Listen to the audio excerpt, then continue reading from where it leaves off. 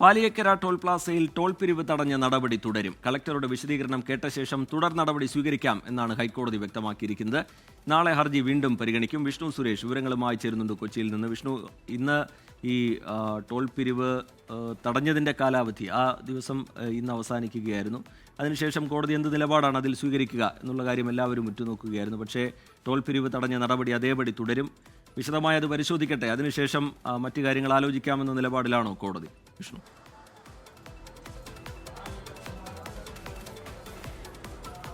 ഏകദേശം ഒരു മാസത്തോളം പിന്നിടുന്നു പാലിയേക്കര ടോള് തടഞ്ഞ നടപടി. അത് ഇന്ന് അവസാനിച്ചിരുന്നു. 9-ാം തീയതി വരെയാണ് തടഞ്ഞത്. പക്ഷേ ഇന്ന് ഹർജി പരിഗണിച്ചപ്പോൾ കോടതി ആവശ്യപ്പെട്ടത് ഇതിന്റെ നിർമ്മാണ പ്രവർത്തനങ്ങളുമായി ബന്ധപ്പെട്ട് കോടതി നിരീക്ഷിക്കാൻ വേണ്ടി ഒരു മോണിറ്ററിംഗ് കമ്മിറ്റിയെ നിയോഗിച്ചിരുന്നു. അതിന് ജില്ലാ കളക്ടർ, തൃശ്ശൂർ ജില്ലാ കളക്ടറായിരുന്നു അതിന്റെ അധ്യക്ഷൻ. RTO ഉണ്ട്, അതോടൊപ്പം തന്നെ SP ഉണ്ട്. അതുകൊണ്ട് നാളെ ജില്ലാ കളക്ടർ നേരിട്ടല്ല ഓൺലൈനായി കോടതിയിൽ ഹാജരാകാനാണ് നിർദ്ദേശം നൽകിയിരിക്കുന്നത്. അദ്ദേഹം ഈ നിർമ്മാണ പ്രവർത്തനങ്ങൾ വിലയിരുത്തി അതിന്റെ വിശദീകരണം കോടതിയെ നേരിട്ടറിയിക്കും.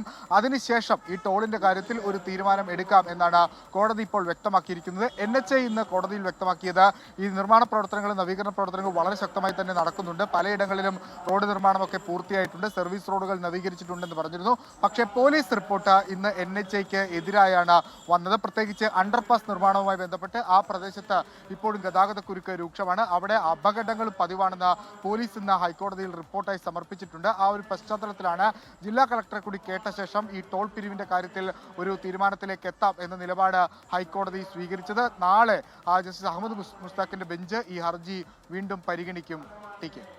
വിഷ്ണു, ഈ സാഹചര്യത്തിനൊക്കെ ഇടയിലും ടോളിൽ വർധനവ് വന്നിട്ടുണ്ട് എന്നുള്ള കാര്യം കോടതിയുടെ മുമ്പിലേക്ക് വരില്ലേ? അതുപോലെ ഈ മോണിറ്ററിംഗ് കമ്മിറ്റി എന്ത് നിലപാട് സ്വീകരിക്കാൻ പോകുന്നു, എന്ത് റിപ്പോർട്ട് കോടതിയിൽ നൽകാൻ പോകുന്നു എന്നുള്ളതൊക്കെ നാളെ അത് പരിഗണിക്കുമ്പോഴും പ്രധാനമല്ലേ വിഷ്ണു?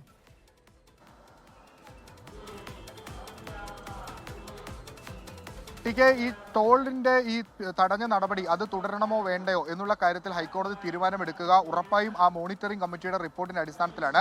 കഴിഞ്ഞ തവണ ഹർജി പരിഗണിച്ച ഘട്ടത്തിൽ ഈ ടോള് റദ്ദാക്കിയ നടപടി അത് പിൻവലിക്കണമെന്ന് NHA ആവശ്യപ്പെട്ടപ്പോൾ വളരെ ശക്തമായി തന്നെ ഈ മോണിറ്ററിംഗ് കമ്മിറ്റിയുടെ റിപ്പോർട്ട് കോടതിക്ക് മുമ്പാകെ വന്നു. അതിൽ അവർ പറഞ്ഞിരുന്നത് നിർമ്മാണ പ്രവർത്തനങ്ങൾ മന്ദഗതിയിലാണ് നടക്കുന്നത്, അതോടൊപ്പം തന്നെ ഗതാഗത കുരുക്കും രൂക്ഷമാണെന്ന് കോടതിയെ മോണിറ്ററിംഗ് കമ്മിറ്റി അറിയിച്ചിരുന്നു. അതിൽ നിന്ന് എന്ത് വ്യത്യസ്തമായ സാഹചര്യമാണ് നിലവിൽ അവിടെ ഉണ്ടായത് എന്നാണ് കോടതി ചോദിക്കുക. നാളെ ജില്ലാ കളക്ടർ നേരിട്ടെത്തി അക്കാര്യങ്ങൾ വിശദീകരിക്കും.